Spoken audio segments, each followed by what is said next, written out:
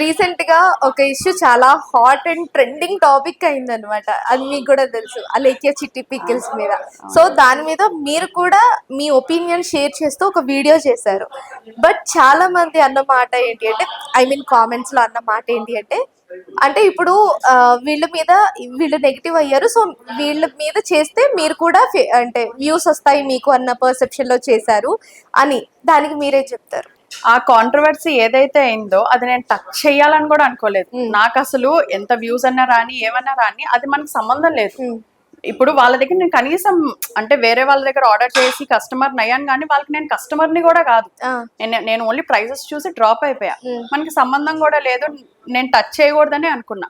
But నాకు రిపీటెడ్గా ఇన్స్టాలో ఆ పర్టికులర్ వీడియో అనే కానీ ఆడియో అనే కానీ షేర్ చేసి దీని మీద రియాక్ట్ అవ్వండి, దీని మీద స్టాండ్ తీసుకోవచ్చు కదా, అసలు అట్లా మాట్లాడుతుంది తను, మీ ఒపీనియన్ ఏంటో చెప్పొచ్చు కదా అని చెప్పి రిపీటెడ్గా అడిగినప్పుడు, సో ఓకే అడుగుతున్నారు కదా అని చెప్పి నేను ఓకే నా ఒపీనియన్ అలా అలా మాట్లాడడం అనేది అసలు చాలా తప్పు. అసలు అలా మాట్లాడకుండా ఉండాల్సింది. At least she have to tell sorry to that person deserves a sorry అని చెప్పాను. కానీ తను ఆ హాస్పిటల్ బెడ్ అవన్నీ అవన్నీ నేను వాటి గురించి మాట్లాడాలనుకోవట్లేదు. బట్ దేనికైనా ఒక లిమిట్ ఉంటుంది కదా.